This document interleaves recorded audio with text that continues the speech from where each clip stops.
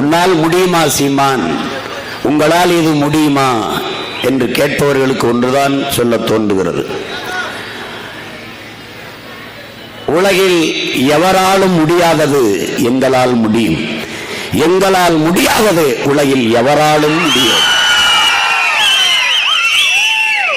முடியாது என்பது முட்டாள்களின் அகராதி என்கிறான் மாவீரன் நெப்போலியன்.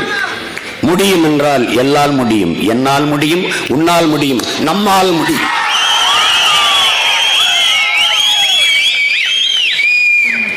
முழுமையான நேர்மை, புனிதம், எதையும் எளிதில் வென்று முடிக்கக்கூடிய செயலாற்றல் பெற்ற இளைஞர்கள் 50 பேர் இருந்தால் போதும் இந்த உலகத்தையே புரட்சிகர மாறுதலுக்கு கொண்டு வந்துவிட முடியும் என்று வீர துறவி விவேகானந்தர் சொல்லுகிறார்.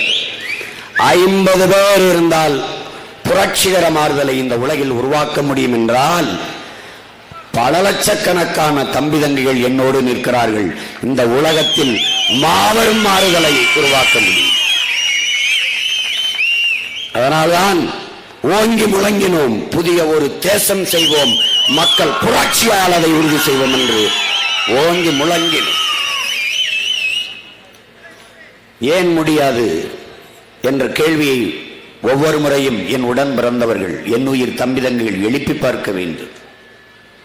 அடிமைப்பட்டு கிடந்த இனத்தின் விடுதலையை ஆபிரகாம் லிங்கன் சாத்தியப்படுத்திய போது, மார்ட்டின் லூதர் கிங் சாத்தியப்படுத்திய போது, கியூபா விடுதலையை பிடல் காஸ்ட்ரோவும் சேகுவேராவும் சாத்தியப்படுத்திய போது, வியட்நாம் விடுதலையை ஹோசிமின் சாத்தியப்படுத்திய போது, ஏன் தமிழ் தேசிய உரிமை மீட்சியை, விடுதலையை தமிழ் தலைமுறையினர் சாத்தியப்படுத்த முடியாதா என்ன? முடியும், நம்மால் முடியும், நம்புங்கள், நம்மால் முடியும். என் அன்பு தம்பி தங்கைகளே, என் அருமை பெற்றோர்களே, இந்திய நாட்டிற்கு ராணுவம் கட்டி புரட்சி செய்த மாவீரன் சுபாஷ் சந்திர போஸ், உன்னை ஒருவனாலும் தோற்கடிக்க முடியாது, உன் நம்பிக்கையில் நீ தோற்கிற வரை. நல்லவர்களோட சரித்திரத்தில் தோற்றதாக செய்தி உண்டு, ஆனால் நம்பிக்கை கொண்டவர்கள் தோற்றதாக சரித்திரத்தில் செய்தில் என்கிறான் எங்கள் உயிர் தலைவன் மேதகுதி பிரபாகரன் அவர்கள். நம்பிக்கை, நாங்கள் வெல்வோம், எங்களால் முடியும் என்கிற நம்பிக்கை, அதனால் நாங்கள் வெல்வோம். மற்றவர்களைப் போல அஞ்சி ஒடுங்கி நடுங்கி பயந்து அறவிழுக்காடு காவலுக்காடு வச்சிருக்கிற கூட்டத்தை சேர்த்துக் கொண்டு நிற்கிற ஆட்கள் அல்ல நாங்கள். நாங்கள் முழுக்க முழுக்க என் மக்களை, என் பெற்றோர்களை, எங்கள் உடன் பிறந்தவர்களை நம்புகிறோம். நாங்கள் சாதி மதத்திற்கு கடந்து நிற்பவர்கள், சாதிக்க துடிப்பவர்கள். சாதி பார்த்து மதம் பார்த்து எங்களுக்கு வாக்கு செலுத்துவதானால் சத்தியமாக கெஞ்சி கேட்கிறேன், போட்டு விடாதீர்கள். உங்கள் ஓட்டு எங்களுக்கு தீட்டாகிறது. நாங்கள் உங்கள் பிள்ளைகள்.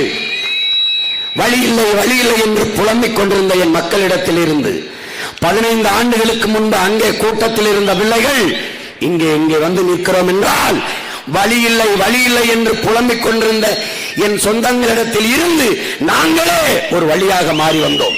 காரணம், பாதையை தேடாதே உருவாக்கு என்ற எங்கள் தலைவனின் புரட்சி மொழிக்கேற்ப நாங்களே வந்தோம்.